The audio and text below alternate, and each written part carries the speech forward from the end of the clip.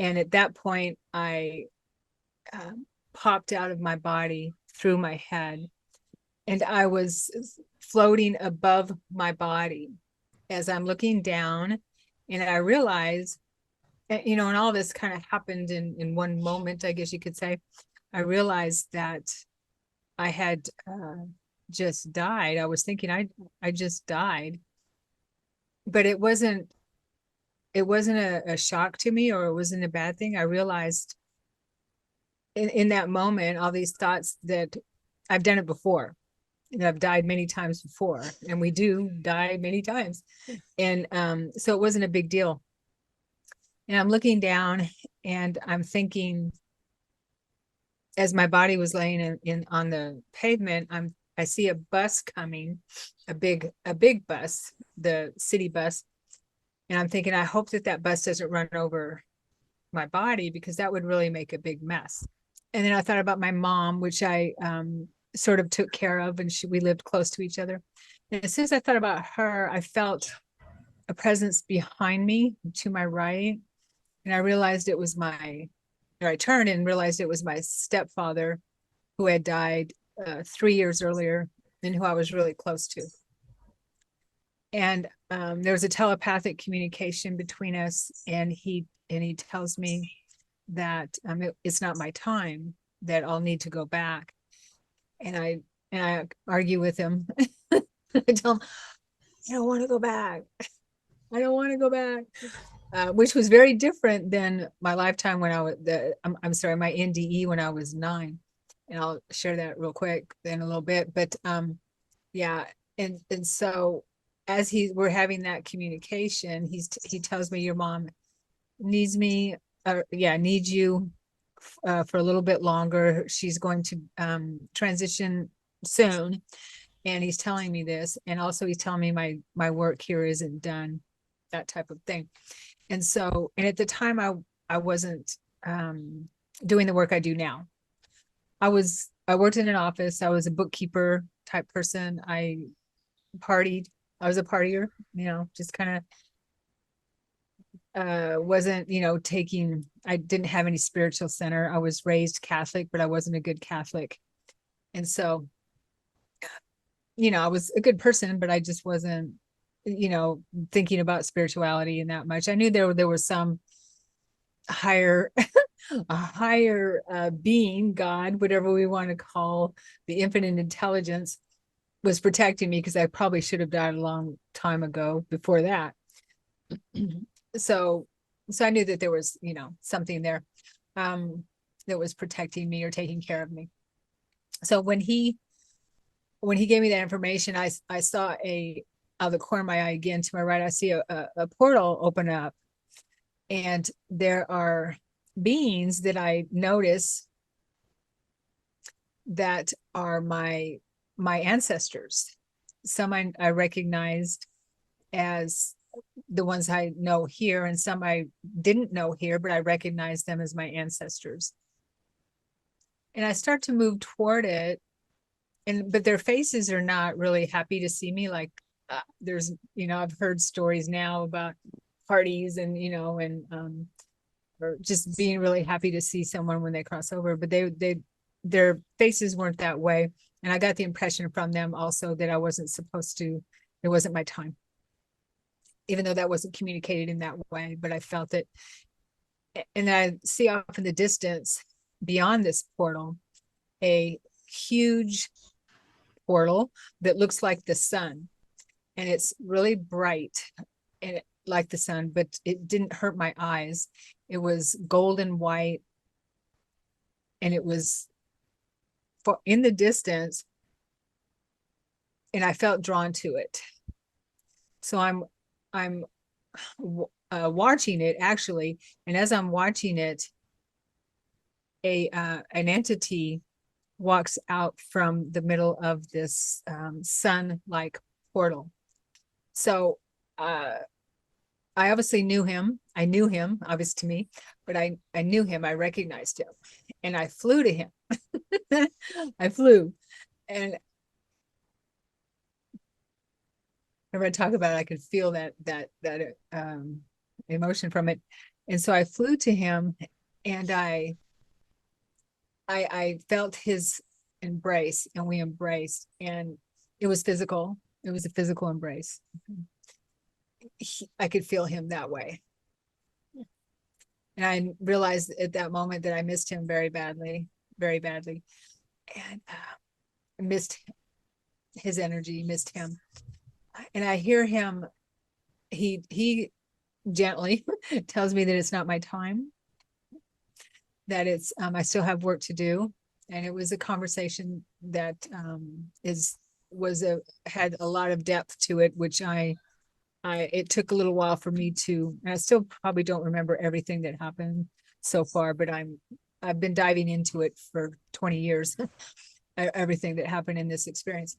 And so he told me it wasn't my time and that I still had work to do. And I told him, but I don't want to go back. And and I'll never forget his laughter, because he laughed, chuckled, like like a knowing that he knew that. But there were still things I needed to do.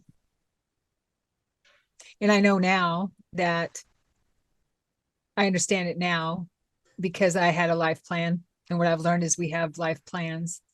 And I hadn't finished my life plan for this lifetime. So I probably would have been pretty upset if he would have let me stay and I didn't finish the life plan.